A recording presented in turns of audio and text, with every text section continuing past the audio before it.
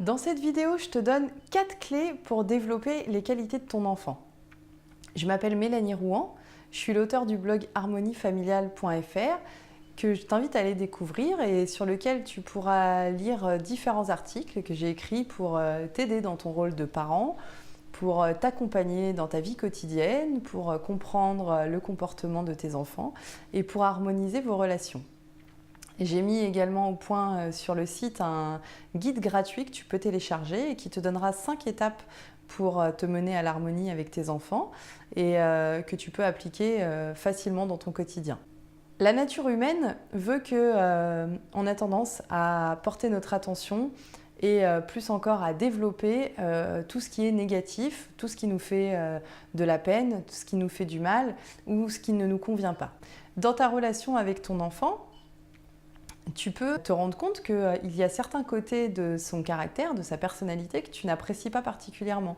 Parce que même si c'est ton enfant et que tu l'aimes entièrement et totalement, tu as le droit de ne pas apprécier certains côtés de sa personnalité. Et la plupart du temps, en fait, tu peux te rendre compte que si tu n'aimes pas certains côtés de sa personnalité ou de son comportement, tu vas avoir tendance à porter de plus en plus ton attention dessus.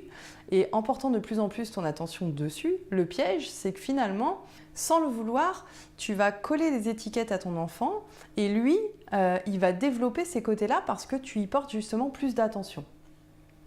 Donc ça, c'est le piège à éviter. Alors dans cette vidéo, je te propose de te fixer comme objectif de porter ton attention sur les forces de ton enfant, de façon à l'aider à développer justement les forces qu'il peut avoir en lui et non pas à développer ces traits de caractère qui peuvent être gênants pour ses relations. La première chose que je t'invite à faire, c'est de lister les traits de caractère de ton enfant. Par exemple, il aime sauter, il aime courir, il grimpe tout le temps partout, il parle fort, qu'est-ce qui peut le caractériser? Il aime goûter à tout, il aime taquiner les autres, il aime bien utiliser l'humour. Fais une liste la plus exhaustive possible et la plus objective aussi possible des traits de caractère de ton enfant.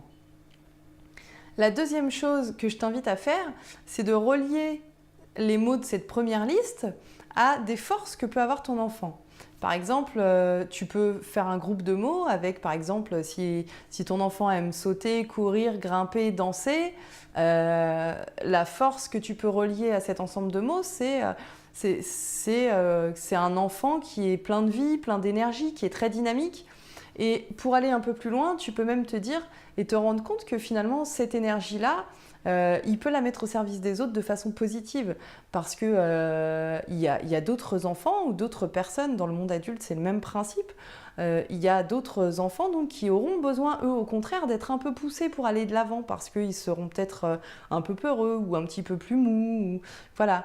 Donc ton enfant, lui, si il a tendance à sauter, grimper, courir, que tu relis ça à un trait de caractère qui est valorisant, c'est-à-dire une énergie qu'il a à l'intérieur de lui, un dynamisme, un enfant qui va de l'avant, eh ben, il peut mettre cette énergie-là au service des autres.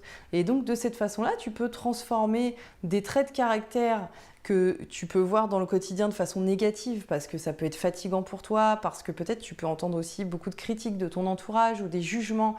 Eh ben, tu peux la transformer en quelque chose de positif et ainsi changer le regard que tu portes sur ton enfant.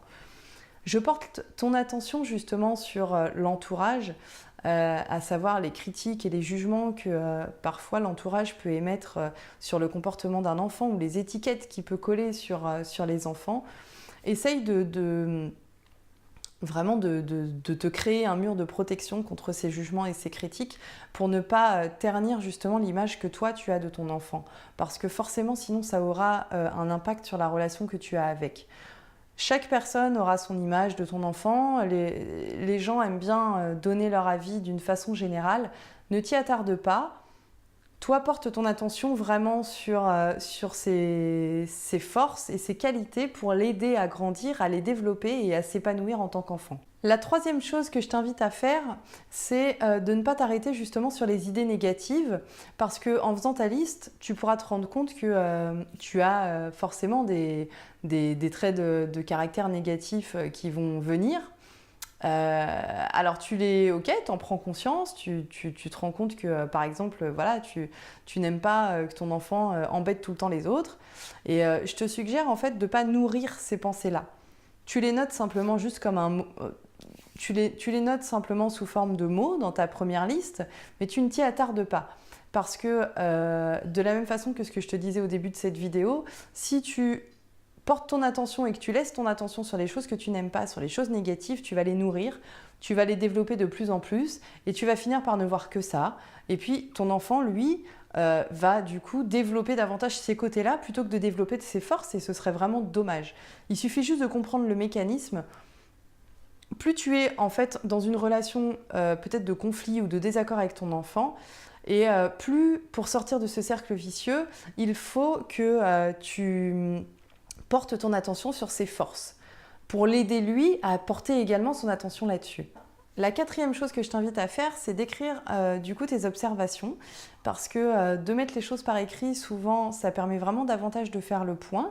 Ça permet d'y revenir les jours où vraiment tu vas te sentir énervé par certains comportements justement de ton enfant avec lequel peut-être tu as un petit peu de mal.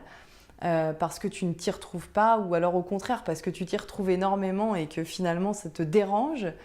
Et puis de prendre des notes, ça peut aussi te permettre d'y revenir quand ton enfant, lui, aura peut-être moins confiance en lui à certains moments. Tu pourras l'aider à lui sortir toutes les forces que toi tu as mis en avant chez lui pour l'aider à se connaître, pour l'aider à reprendre confiance en lui. Et puis tu pourras également du coup reprendre tes notes si tu as affaire, comme je le disais tout à l'heure, à des critiques de ton entourage ou des jugements et qui peuvent t'amener en fait à douter. Ensuite, à l'écrit, il faut savoir que le fait d'écrire, ça te permet également, toi, de t'imprégner déjà d'une façon vraiment profonde de cette image que tu peux créer de ton enfant. Donc, la quatrième chose à faire, c'est l'écriture. J'espère que ces 4 clés pourront t'aider à changer de regard sur ton enfant, à améliorer tout simplement le regard que tu as de ton enfant, à le regarder différemment, de façon positive, à mieux apprendre à le connaître. Si tu l'as aimé, je t'invite à cliquer sur j'aime.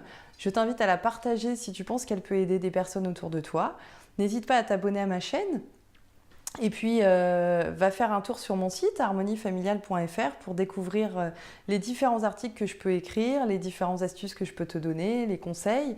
Et puis, télécharge le guide, les 5 étapes qui te mèneront à l'harmonie avec tes enfants pour appliquer dans ton quotidien quelques étapes assez simples pour harmoniser ta relation avec tes enfants. Je te remercie d'avoir regardé cette vidéo, je te souhaite une belle continuation et je te dis à bientôt. Ciao, ciao!